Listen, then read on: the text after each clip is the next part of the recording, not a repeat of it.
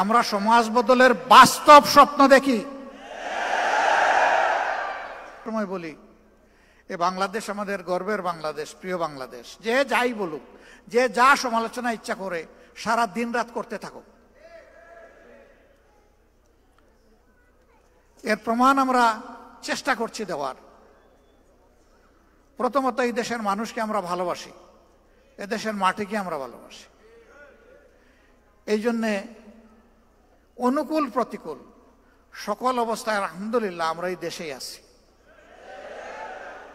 অনুকূল অবস্থায় থাকতে তো কোনো সমস্যা নাই, কিন্তু যখন প্রতিকূলতা দেখা দিবে তখন থাকাটা হলো অনেক চ্যালেঞ্জের। মৌলানা দেলোয়ার হোসেন সাঈদীর জন্য দুনিয়ায় কি কোনো দেশ ছিল না? মতিউর রহমান নিজামী রাহিমাহুল্লাহর জন্য কোনো দেশ ছিল না? আমাদের আইকন মাতার তাজ অধ্যাপক গোলাম আজম রাহিমাহুল্লাহর জন্য কোনো দেশ ছিল না? বহু দেশ আমাদের কাছে প্রস্তাব দিয়েছে, এরা শুধু তোমাদের দেশের সম্পদ নয়, এরা বিশ্বের মুসলমানদের সম্পদ, তোমরা আমাদের জন্য কিছুদিনের জন্য তাদেরকে দিয়ে দাও। আমরা তাদেরকে জবাব দিয়েছি, আপনাদের আন্তরিকতায় আমরা মুগ্ধ, ভালোবাসায় মুগ্ধ। আপনারা দোয়া করতে থাকেন, যতদিন আল্লাহ হায়াত দিয়েছেন তারা যেন মর্যাদার সাথে এই দেশে থাকতে পারেন। কিছু নপুংসক বলে মর্যাদা আল্লাহ যারে দে তার কি জেলে যাওয়া লাগে? আরে তোমরা তো আগে বলেছিলে, এখন তোমাদের ব্যাপারে আমরা কি বলবো একটু বলো তো। আমরা ওইটা বলতে চাই না। এরা বিবেকহীন, বুবা, বেওকুফ। আল্লাহর নবীরা জেল কেটেছেন, তো নবীর উম্মতদের সেই সুন্নত পালন করতে হবে না? আমাদের নবী কিন্তু একজন না, আমরা এক নবীর উম্মত, কিন্তু আল্লাহর সমস্ত নবীরা আমাদের নবী। ইসলামই একমাত্র ধর্ম সমস্ত নবীর নাম শুনলে সম্মান প্রদর্শন করে। আরেকটা ধর্ম এরকম দুনিয়া এখন খুঁজে পাওয়া যাবে না যে সমস্ত নবীকে সম্মান করে, কমপক্ষে এক দুইজনকে কুচা মারে। This is Islam, Islam and only Islam. এটাই একমাত্র অসাম্প্রদায়িক ধর্ম। না রে ভাই, দেশের ভিতর থেকে আমরা দাওয়াত পেয়ে যাইনি, আবার দেশের বাইরে থাকা লোকটাকে কেউ আটকায় রাখতে পারেনি। তিনিও সকল মায়ার বাঁধন ওই জগতের মায়াজাল ছিন্ন করে তার দায়িত্বের অনুভূতির কারণে তিনি একজন ফাইটার হিসাবে, আল্লাহর একজন সৈনিক হিসাবে আদালতে দাঁড়িয়ে তিনি বলবেন, আমার বিরুদ্ধে যত অভিযোগ, হে আল্লাহ তুমি সাক্ষী থাকো, সব মিথ্যা। তাই তারা করেছেন, আমরা ছেড়ে যাব না। হ্যাঁ, আল্লাহ তাআলার নির্দেশে বিশেষ প্রয়োজনে যদি কখনো যেতে হয় সেটি ভিন্ন, কিন্তু শুধু জান বাঁচানোর জন্য একটু শান্তিতে মায়ার জালে একটু গোড়াগড়ি করার জন্য ইসলামী আন্দোলনের লোকেরা যায়নি, ইনশাল্লাহ যাবে না।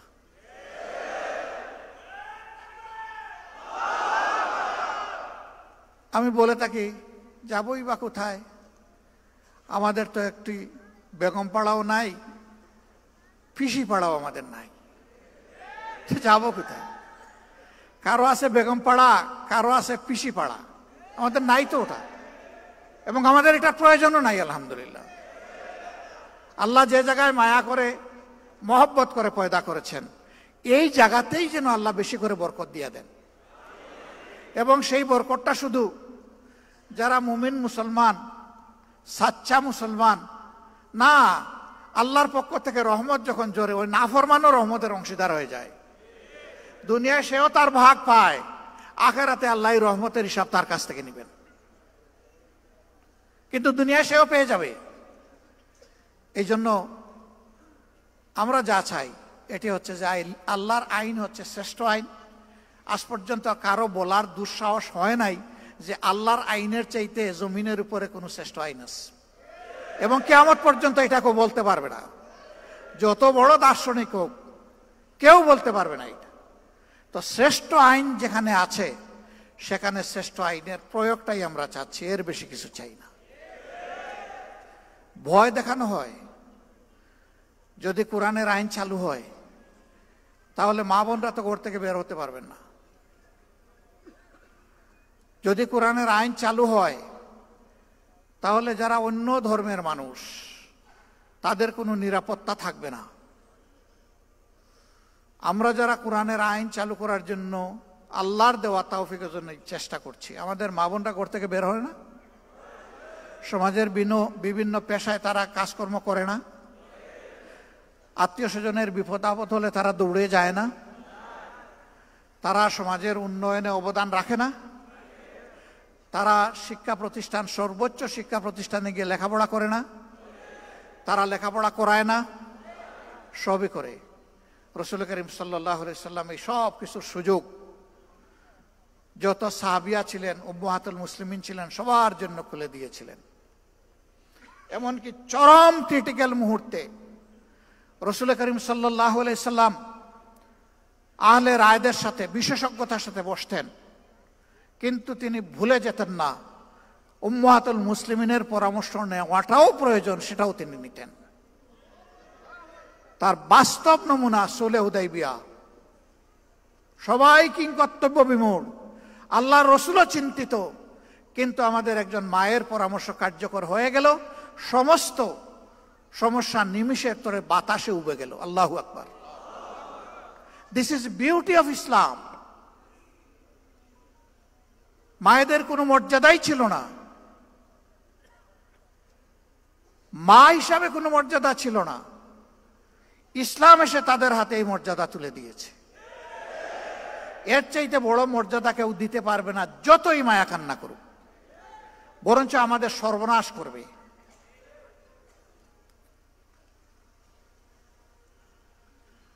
বলে যে ও মুসলিমরা, এদেরকে আবার কেউ কেউ প্রশ্ন করে অথবা শিখিয়ে দেয়, বলে যে আমাদের কাছ থেকে জিজিয়া কর নিবেন কেন?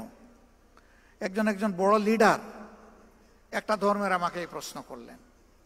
আমি বললাম একেবারেই সঙ্গত প্রশ্ন আপনি করেছেন। আচ্ছা আপনি বলুন তো আমাকে, মুসলমানরা যাদের সম্পদ আছে তাদেরকেও তো জাকাত দিতে হবে ইসলামী রাষ্ট্রে। কয় তা তো দিতে হবে। যে আপনি কি জাকাত দিবেন? কয় না, আমি তো মুসলমান না, আমি জাকাত দেবো কেন? তো জাকাত তো আল্লাহর নির্ধারিত ট্যাক্স, এই ট্যাক্সের সাথে রাষ্ট্রে অন্যান্য ট্যাক্সও থাকবে, তবে এইটা হচ্ছে মূল ভিত্তি।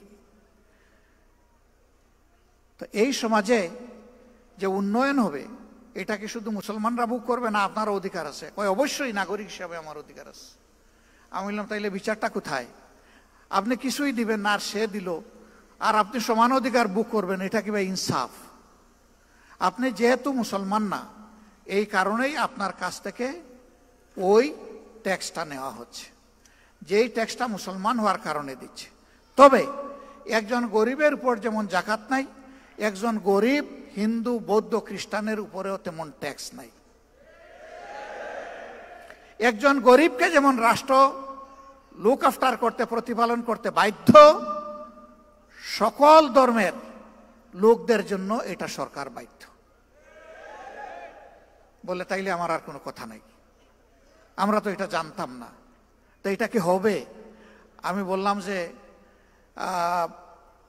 নাটোরের লাড্ডু খাইতে কেমন মজা, এটা মুখে না দিলে আপনি বুঝবেন কিভাবে? আবার এটার প্রয়োগ শুরু হোক, তারপরে দেখবেন যে হয় কিনা। এই প্রয়োগে আপনাদের সবার সহযোগিতা আমরা চাই।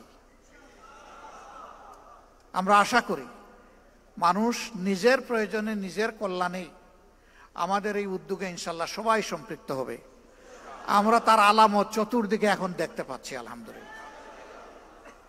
এখন আমাদের বিভিন্ন ধর্মের ভাইয়েরা আসছেন আমাদের সাথে ওপেন মঞ্চে, পাবলিক মিটিংয়ে, তারা নিজের থেকেই বলছেন 54 বছর জামাতে ইসলামের কোনো নেতাকর্মী আমাদের 1 ইঞ্চি জমি চলে বলে কৌশলে আমাদের কাছ থেকে কেড়ে নেয় নাই। আমাদের কোনো মায়ের ইজ্জতে, আমাদের কোনো বোনের ইজ্জতে, আমাদের কোনো মেয়ের ইজ্জতে হাত দেয় নাই। আমাদের গড় বাড়িতে আক্রমণ চালায় নাই, আমাদেরকে বাস্তু বিটাহীন করে নাই, আমাদের কাছ থেকে চাঁদা দাবি করে নাই। আমরা শিখাইয়া দেই না রে ভাই। তাদেরকে বলি যে আপনি আপনার মনের মতো করে যা ইচ্ছা তাই বলতে পারেন, আপনি বলতে থাকেন। হ্যাঁ, তারা সেখানে এসে তাদের উপর নির্যাতনের কিছু কথা বলে কিছু দুঃখের কাহিনী শোনায়। আমরা তখন লজ্জিত হই যে আমরা না করি, কেউ না কেউ তো তাদের উপরে এই জুলুমগুলা করে। অথচ আমরা পাশাপাশি প্রতিবেশী, যুগ যুগ ধরে এক জায়গায় বসবাস করে আসছি। লেখাপড়া করতে গেলে একই বেঞ্চে বসে একই ডেস্কে বই রেখে আমরা লেখাপড়া করেছি। আজকে আমাদের এই সহযাত্রীদের সাথে আচরণ কেন? হ্যাঁ, আমরা চেষ্টা করেছি আমাদের দলটাকে সেইভাবে গড়ে তুলতে, নিয়ন্ত্রণ করতে। আমরা আশা করি এই দলের হাতে আল্লাহ যদি দেশ পরিচালনার দায়িত্ব দেন, এখন আমরা দল নিয়ন্ত্রণ করেছি, আমরা ইনশাআল্লাহ দেশও নিয়ন্ত্রণ করতে পারব। আমরা যখন নিজেরা ঘুষ খাবো না, যখন চাঁদা দাবি করব না, যখন আমরা দখলদারিতে যাব না, তখন আশা করি বাকি সকলে বার্তা পেয়ে যাবেন এবং সকলের কান খাড়া হয়ে যাবে। এরপরে আমাদের সংগঠন হোক অথবা যে কোনো নাগরিক হোক, যদি এর কোনো ব্যত্যয় ঘটে, তার জন্য সত্যিকারের প্রয়োগ করার মতো আইন থাকবে ইনশাআল্লাহ।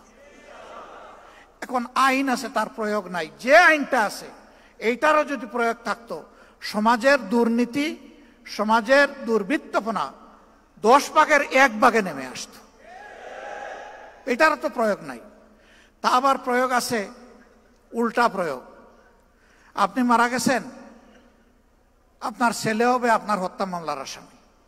মেরেছে সরকারের দুষ্ট বাহিনী অথবা গুন্ডারা, আপনার ছেলেকে করবে খুনের মামলার আসামি। 15.5 বছর এগুলো হয় নাই? আমাদের লোক হত্যা করে আমাদেরকে এই মামলার আসামি বানিয়েছে। সম্মানিত ভাইয়েরা, এই দুনিয়ায় 100% ন্যায় বিচার নিশ্চিত করা অসম্ভব। একটা মানুষ তার চেষ্টায় কিংবা নির্দেশে 100 মানুষ খুন করা হয়েছে, আপনি তাকে ফাঁসি কয়বার দেবেন? আপনি এখানে আর ফাঁসি বাড়াইতে পারবেন? একবারে বেশি পারবেন না। কিন্তু আল্লাহ তাআলার কাছে জাহান্নামের শাস্তির বিভিন্ন স্তর আছে। আল্লাহ সেখানে তার পাওনা পরিমাণ শাস্তি তাকে দান করবে। এই বিশ্বাস যদি মানুষের অন্তরে থাকে, তাহলে দুষ্কর্ম করার আগে তার কলজা থরথর করে কেঁপে উঠবে, ভূমিকম্প শুরু হয়ে যাবে। আমি কেমনে অপরাধ করব? দুনিয়ার কেউ না দেখুক, আল্লাহ তো দেখছে। এই ভয়টাই জাতির মধ্যে জাগাতে চাই আমরা।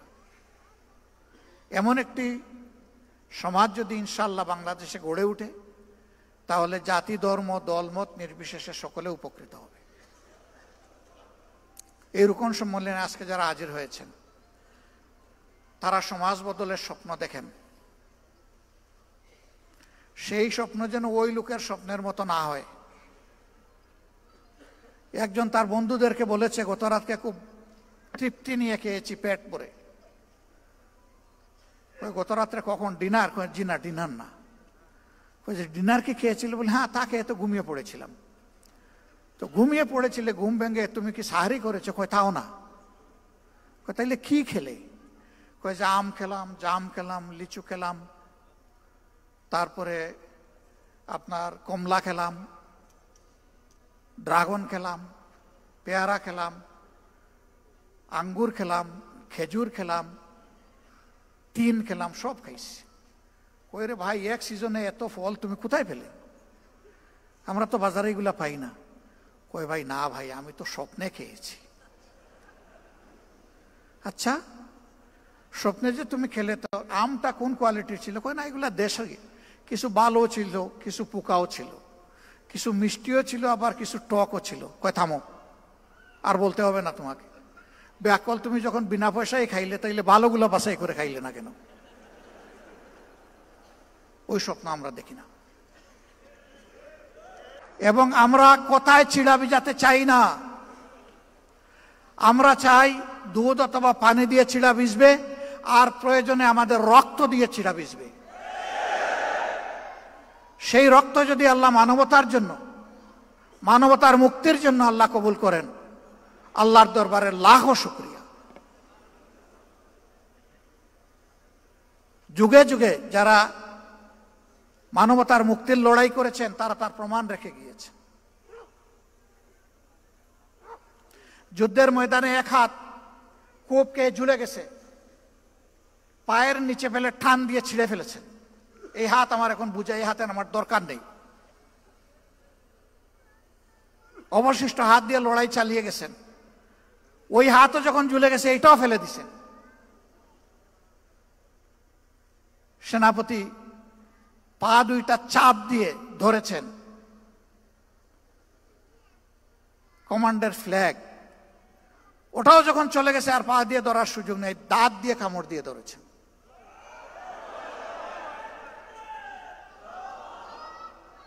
আর মঞ্জিলের দিকে চেয়ে দেখছেন মঞ্জিল কত দূর। আল্লাহ যেন ওই তৌফিক গুলোই আমাদেরকে দান করেন। ভাই, আল্লাহর হাবিব বলেছেন, খায়রুন নাস মান ইয়ানফাউন নাস। ভাই বোনেরা, সেই মানুষটাই উত্তম যে মানুষের কল্যাণ নিয়ে ব্যস্ত থাকে, চিন্তিত থাকে, পেরেশান থাকে, আর মানুষের অসুবিধা দূর করতে চায়, লেগে থাকে। আমাদের সমস্ত রাজনীতি হবে মানুষের জন্য, মানবতার জন্য। এই কাজে গেলে যে যার সমালোচনা যেভাবে করে করতে থাকুক, আমার কিচ্ছু আসে যায়। আমরা চলতেই থাকবো ইনশাআল্লাহ। কেউ আমাদের চলার গতি থামাতে পারবে না বিইজনিল্লাহ। আমাদের কোনো চিন্তা নাই, আল্লাহ আমাদেরকে নিশ্চিন্ত নির্বাহ করে দিয়েছেন। ওয়ালা তাহিনু ওয়ালা তাহজান ওয়া আনতুমুল আ'লাউনা ইন কুনতুম মুমিনিন। তোমরা ভীত সন্ত্রস্ত হইও না, চিন্তিত হইও না, বিজয় তোমাদেরই হবে যদি তোমরা মুমিন হও।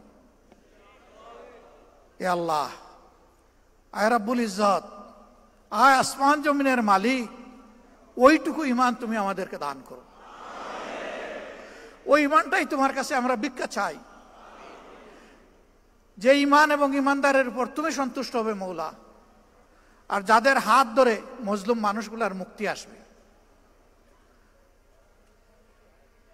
জামাত ইসলামী ইনশাআল্লাহ ইসলামী এবং দেশপ্রেমিক শক্তি, সবাইকে সাথে নিয়ে সমাজ বদলের আশা অন্তরে রাখে।